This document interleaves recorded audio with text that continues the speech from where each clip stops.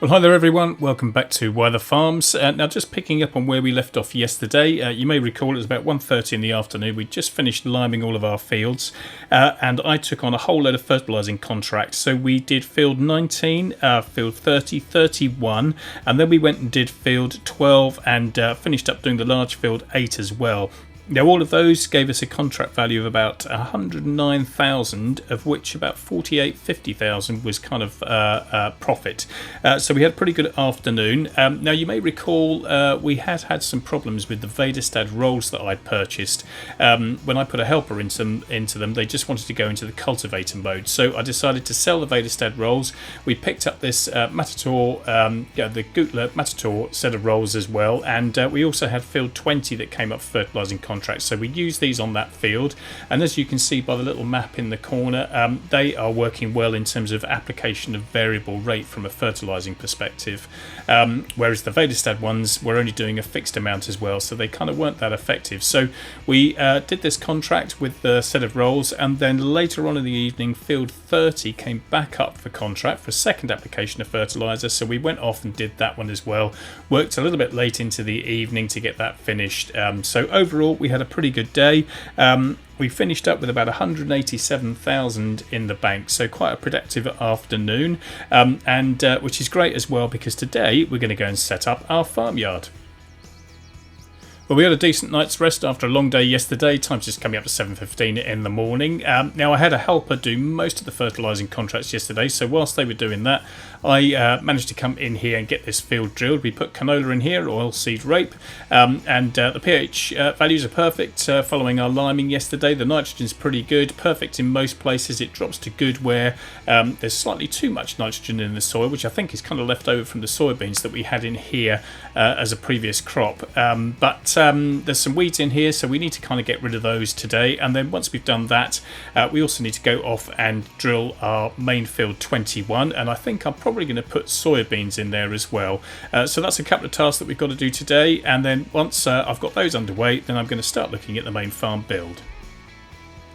Now, if you've been following this series, you'll know that we are doing our best to sort of farm as organically as we possibly can. So we're not using any herbicides on our own fields, and we're not using any liquid or mineral fertilizers. We're relying on either using the rolls as a sort of a fertilizer replacement, or we're using natural fertilizers like compost or manure or digestate.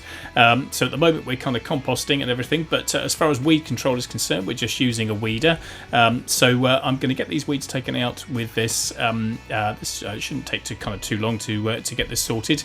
Now, we're going to purchase this grass field that's just over the hedge here on the right hand side and kind of directly in front of us, and we're going to actually build our farmyard in the section that's just over the hedge here on the right, and then hopefully in the bottom corner that's just sort of disappearing out of view in the top right there, that's where I'm planning on putting an open plan cow pasture as well. So you can see those trees there. That's where I'm going to build the farmyard around. I'll put the cow pasture down in the bottom corner when we've got the budget to be able to do that, and then I'll leave the rest of the field kind of under grass that we can use for cattle feed and stuff like that. And at the moment the BGA is kind of quite reasonably priced, so until we get the cattle in, I might actually take the grass and possibly put that into the bunker silo in the BGA, but we'll kind of see how things pan out during the course of the daytime.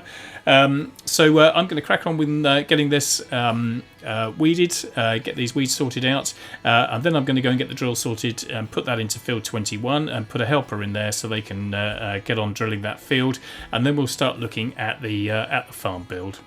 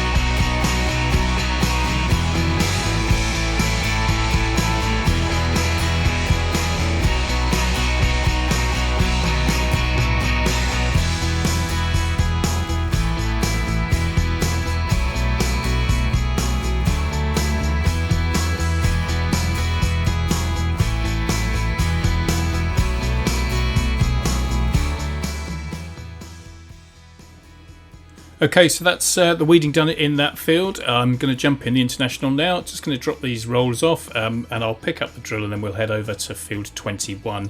Now, if you haven't seen these rolls beforehand, you do need to unfold them. So I just need to move them over to the left-hand side here. So we've got enough room to just unfold them. I'll back them up to the hedge, and then we'll go and stick the drill on. So as I said beforehand, we're probably going to put soybeans into field 21 because they do tend to yield fairly well. So that should get us a good income. And what I'm hoping that I'll be able to do today is I can build most of the farmyard, and then by the time I've harvested these fields again, I should still have money to go off and buy that field 20. So I'm keen to kind of try and do that. So just as I go down the track here, I'm just going to stop and give you a bit of an idea of what I'm hoping to be able to do in the farmyard itself. So obviously we've got a hedge that's on the left-hand side here. So what I'm going to do is I'm going to take out the two fence posts that are in the middle of the hedge there. So that'll open up a nice big gap in the hedge. So that'll be the access point in off the track here. And then I'm hoping I can leave those two trees in place. I might need to trim up a couple of branches possibly, but I think I'll try and back a shed up to one of those, and then we'll put some other sheds kind of around the perimeter area. So I've seen some kind of new stuff that's popped up in the Mod Hub recently, some British sheds and things like that. So hopefully we'll have a good selection from which we can choose. Now, the other thing I did mention in the last episode is they're keen to try and buy field 20, which is just over the road there. But that's got a crop of potatoes in it at the moment, and I don't really want the hassle of having to harvest those. So I'm just going to sort of hold off and wait until this crop has kind of gone through, and then we'll have enough money after we've built the farm to be able to buy this field 20. And then that'll give us sort of two decent fields over this side of the road, and the fields on this side are slightly more loamy soil, so they do seem to have a higher yield potential than the ones that are on sort of our farm side. So there seems to be a sort of good buy that I can get this field 20 if possible. Right, I'm going to crack on with doing the drilling. Nice kind of rectangular field here, so I'm not going to use coarse play. I'm just going to get the headlands done, probably about 4 or 5 trips, and then I'll just put a helper in here to get this field underway.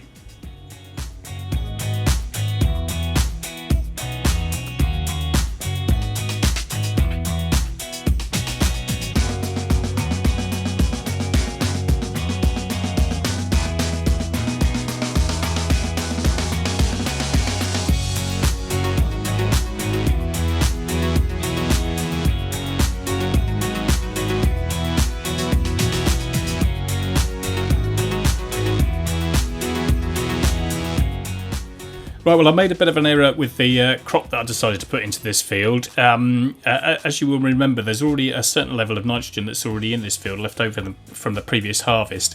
And so putting soybeans in wasn't actually the best idea, because soybeans don't need a huge amount of nitrogen. If anything, they tend to put a bit of nitrogen back in the soil. So when I jumped out the tractor to check the nitrogen levels, it was showing up as bad. So as a result of that, I've decided to switch over to barley. I've re-drilled some of the headland, and we're carrying on putting barley in as a cereal crop.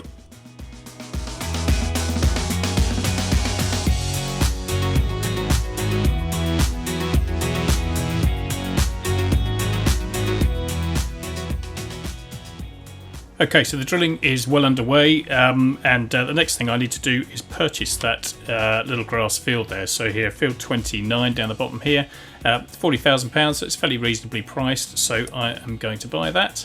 And then the next thing I need to do is cut a gap through the hedge here.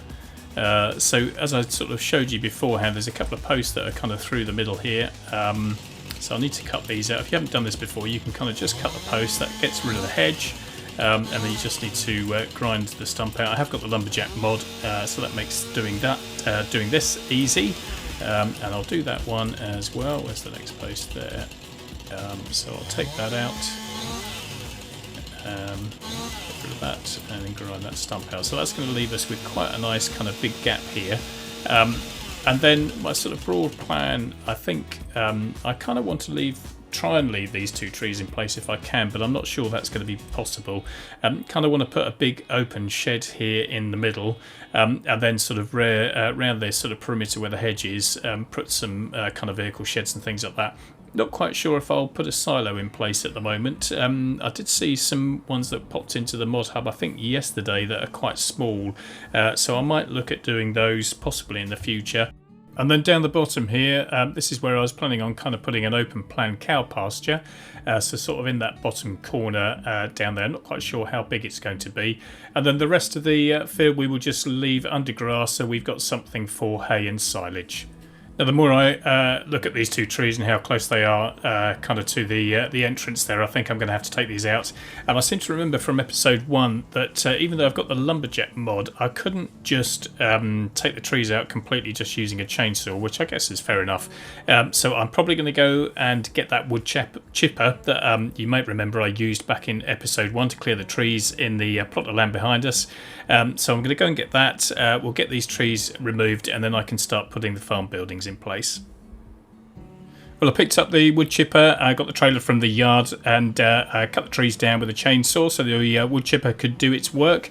It only cost £550 to lease it, and I won't need it for much more than an hour. And in the end, we did 2 trips down to the biomass to get rid of the wood chips, and that earned us about £3,200 in total. So we kind of netted out £2,700 in profit overall, which was kind of okay, as it didn't take too long to do that. So here we are, this is all cleared now. There's a few bushes over there by the hedge that I need to just get the landscaping tool out and kind of get rid of, because that's where the sheds will back up against. And I'll just kind of landscape a bit of sort of dirt in where the entrance is, just to kind of make that blend in with the track. And then I need to go and have a quick hunt, or go and have a look at some of the sheds that I kind of want to purchase. So first up, we're going to get a kind of a large shed that needs to go in the middle of the farm, so kind of just a large open shed. And I saw one that was from Missy B that was pretty cheap and fairly cost effective. So this drive-through shed here, so I'm going to place that in the middle of the area here. I'm going to kind of line it up with the middle of the entrance there if I can. I don't want to go too far back, because I do want to put another kind of bale shed or something just kind of on the end here, backing onto it, so I don't need to get too close to that tree. So that, I think, happy with that. That's all good. And then I need to get some vehicle sheds from the side. I saw this metal shed, 23 by 11 metres. Now I'm going to put 2 of these down this side that are kind of backing onto the hedge where the road is. So I just want to line it up with the road there, make sure it's all nice and straight. So I'm going to put one into the corner here, put another one next to it as well. Just need to line that up correctly. So that they're all in the same position. And then I've seen another smaller shed as well that was pretty cost effective that I kind of wanted to put sort of on the end there. This old building here, it's only 4,750. So I'm going to put that on the end here. It's got a kind of a small enclosed brick section in one end, which I thought would kind of be nice for a workshop. So I've left a little gap in between so I can put the workshop trigger between those two sheds. And the last item that I wanted to put in place with this kind of small bale shed that I'd seen as well, I'm sort of going to face that out towards where the cow pasture will be, and just stick that on the end of that big drive-through shed there. So this is the last of the kind of storage area, so to speak. Now I might put a silo in on the right hand side there, backing up to the hedge that goes backs up to our field, but I'm probably not going to do that just at the minute. I'm going to see kind of where we end up with our money.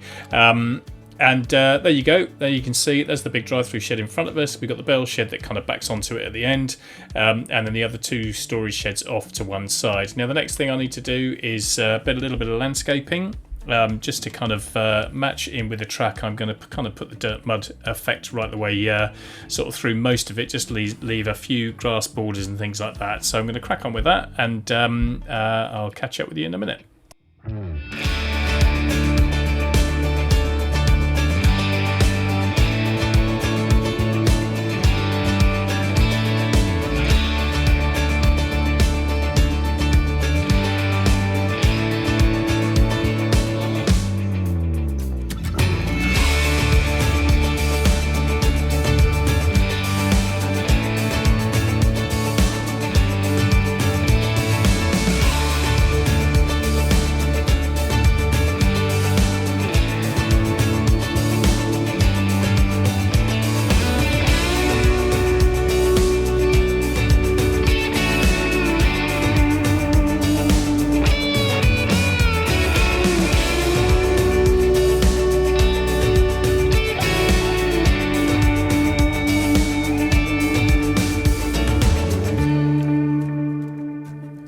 I decided to put the cow shed in place in the end. Now this is an open plan one, it's got no perimeter fencing, but you can kind of just see the corner posts which defines kind of the outer area where the cows will roam.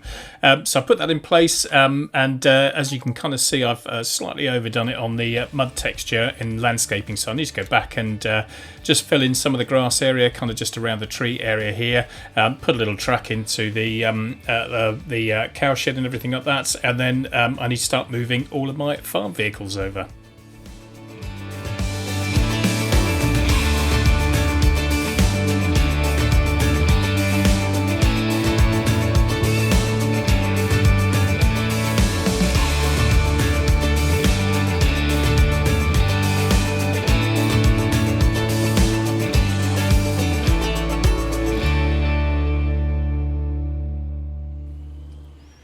Well, we've got plenty of storage now, which is good. So I'm just going to get all of our equipment kind of moved over. I think we've kind of more shed space than we need at the moment, but that's good. It'll enable us to plan for the future. Going to put the combines in the large drive-through shed here in the middle. So that's perfect for them. And then just putting the drill away. This is the last thing now. So we've finished drilling in field 21, which is good. Got that barley all finished off, and that's pretty much all of our field work done for the time being. I suspect that we might have some weeds come up in that tomorrow that we'll need to take care of, and then maybe a bit of extra fertilising, I'm not sure, but we're kind of all up to date, so I think it'd be good if we did a quick tour around the farm. So first up there is our little compost bunker just over there, slightly smaller one than the one I had originally. So I sold the other one off and put that one there, and then I decided to get one of Missy B's multi-fruit small silos and the liquid storage as well, so that fitted in there quite nicely up against the hedge, and there's enough of a gap down by the side of the shed here to get vehicles through. Our combines then are in the large drive-through shed here in the middle, and there's still plenty of storage space there. And then over in the other storage sheds, I've kind of tried to group things separately, so we kind of got most of our implements that just off the side here. We've got our trailer and our drill and our little John Deere tractor. Got a little bit of lime just in the back corner then, and I've also got the workshop trigger that I put just between the two sheds here. This little kind of bay here looked as though it could be good as a little workshop. Then we've got the compost spreader and the lime and fertilizer spreader as well in there, and our other International tractor. And then just over on the side here, I've put a little concrete bay in, and the hose pipe and everything, so that's a sort of a wash bay for us. And then just down here, we've obviously got our open plan cow shed, so that's good. Sort of plenty big enough for what I wanted, and I kind of like the idea that it was open plan. We've got our feed and water troughs that are just off the side there, and then just here in the corner where that little bucket is, you can actually click on that, and that puts the posts in that define the four corners of the grazing area. So you can see one just over in that corner, you can see the other one that's just here as well. So that's the area that the cattle will graze within. The silage bunker is just over here, silage pit and the manure bunker, they are just there, and of course we've got the rest of the grass field that I can use for doing cutting the grass for silage and for hay. And then sort of finally, we've got the sort of small straw shed or hay barn sort of just on the side there as well, that we'll use for bale storage. And then I also put in a little diesel point as well, and there's the silo again. So pretty pleased with that overall. Now tomorrow, I'm hoping that our fields will come up for harvest tomorrow. So as you can see, we've just got under 21,000 pounds in the bank, so I'm hoping that we'll earn enough money from harvesting our two fields that we'll then be able to go and buy that field 20, and then we really will be able to, you know, kind of start expanding from there. So pretty pleased with what we've managed to do today, and quite happy with the farm setup. And if I just pop back to where the original kind of little yard was, then you can see that I've cleared everything from there. So as you can see, we've got nothing left in here at all where we had all of our original equipment and the compost bunker that was on the end there. We've just got our container house that's just off in the corner here, and my plan would be to hopefully once we've got a bit more money, I'll put a proper house in here.